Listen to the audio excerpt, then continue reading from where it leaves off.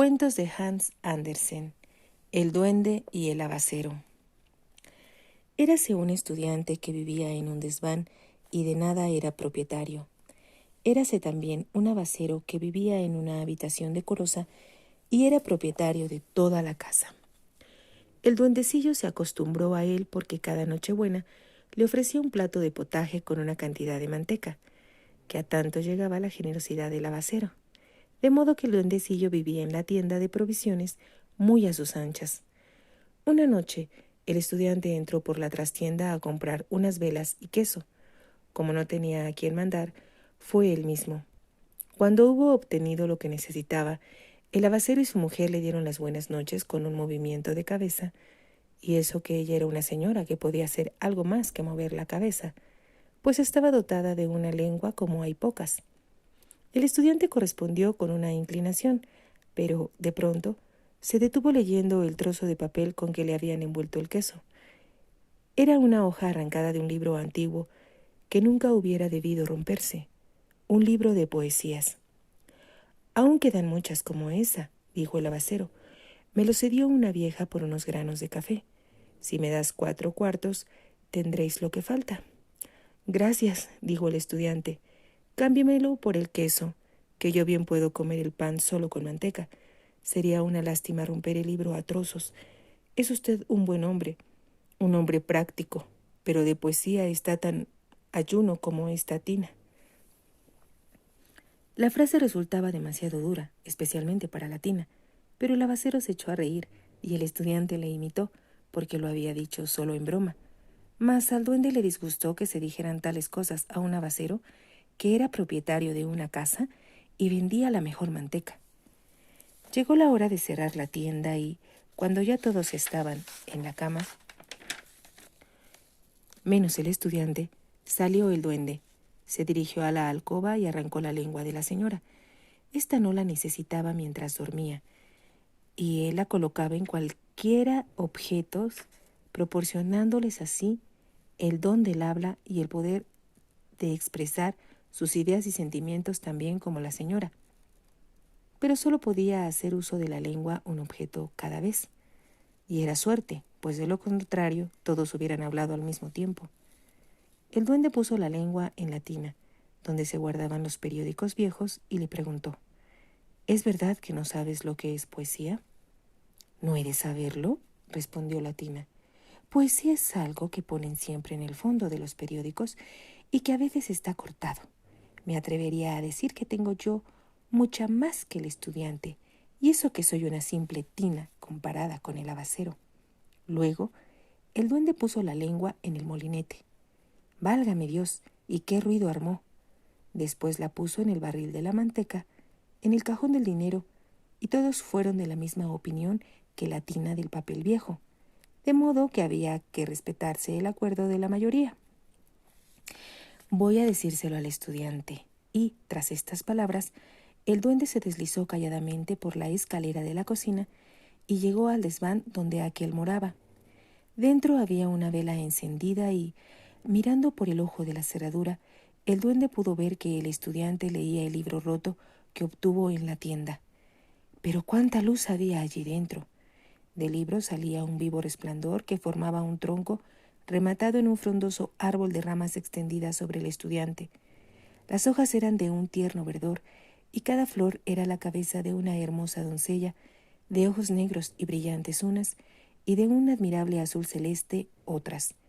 Cada fruta era una estrella resplandeciente, y se oía un rumor de música celestial. Nunca el duendecillo había visto ni oído tal maravilla, ni siquiera en sueños, y allí permaneció, de puntillas y con un ojo en el agujero de la cerradura, mirando hasta que la luz del desván se extinguió. Probablemente el estudiante la apagó para irse a dormir, mas no por eso se marchó el duende, pues aún seguía deleitando sus oídos la suave música que sonaba como un arrullo para que el estudiante conciliara el sueño. «¡Qué habitación tan prodigiosa!», comentó el duende. «Nunca lo hubiera sospechado. Me gustaría vivir con el estudiante», pensó, pero, después de mucho pensarlo, suspiró. «El estudiante no tiene potaje», y alejóse. Sí, volvió a bajar a la abacería. En buena hora lo hizo, pues poco faltaba para que la tina gastase del todo la lengua de la señora. Ya había comunicado a los objetos de un lado cuánto contenía, y se disponía a repetirlo a los que estaban al otro lado, cuando llegó el duende y restituyó la lengua a la señora. Pero de entonces en adelante, toda la tienda, desde el barril hasta la leña, cambiaron su opinión sobre la tina. Todo el mundo la trataba con gran respeto, poniendo en ella tal fe que cuando el abacero leía el artículo de fondo y la crítica teatral en un diario de la noche, todos creían que hablaba la tina. Pero el duendecillo no podía ya estar quieto escuchando las manifestaciones de sabiduría y de ingenio que podían oírse en la tienda. Apenas empezaba a brillar la luz del desván, los rayos luminosos parecían recios cordeles que lo arrastrasen, obligándole a subir y a mirar por el ojo de la cerradura. Entonces le invadía un sentimiento de grandeza, como el que nos sobrecoge ante un mar encrespado por el azote de la tempestad, y rompía en llanto. No podía explicarse por qué lloraba, pero una emoción muy agradable se mezclaba a las lágrimas. Sería el colmo de la alegría poder estar con el estudiante bajo aquel árbol, pero esto era imposible. Debía contentarse con mirar por el ojo de la cerradura y gracias aún. Permanecía en el frío rellano, aguantando el viento de otoño que soplaba por la puertecilla del tejado. Aunque hacía un frío intensísimo, solo lo sentía cuando se apagaba la luz del desván y cesaba la música del árbol maravilloso. Brrr. Entonces sentíase helado y bajaba tiritado a esconderse en su rincón. Qué calientito y cómodo estaba allí. Y cuando llegaba Navidad y con la fiesta, el potaje y una buena cantidad de manteca, ya no reconocía más dueño que el abacero. Pero a medianoche, un estrépito de 1000 demonios y el retumbar de la puerta que la gente de la calle golpeaba con todas sus fuerzas, despertaron al duende.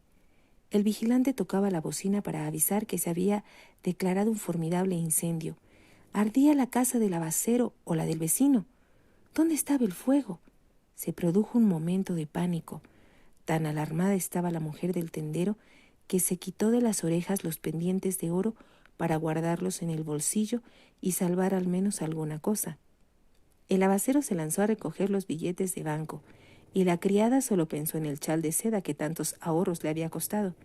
Cada uno procuraba salvar lo mejor que tenía, y el duende, que quería hacer lo propio, subió en 4 saltos la escalera y se plantó en la habitación del estudiante, el cual permanecía tranquilamente en la ventana contemplando el violento incendio que devoraba la casa de enfrente. El duendecillo tomó el libro de la mesa y se lo puso en la pelirroja cabeza, apretándolo con ambas manos, seguro de haber salvado el más grande tesoro de la casa.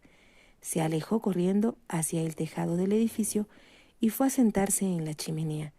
Allí permaneció alumbrado por las llamas del incendio de la casa vecina, apretando con las manos su tesoro contra la pelirroja cabeza, y solo entonces supo dónde estaba su corazón y a quién realmente pertenecía. Pero cuando el incendio quedó extinguido y el duende volvió a reflexionar con calma, me dividiré entre los dos, se dijo. No puedo abandonar del todo al abacero a causa del potaje.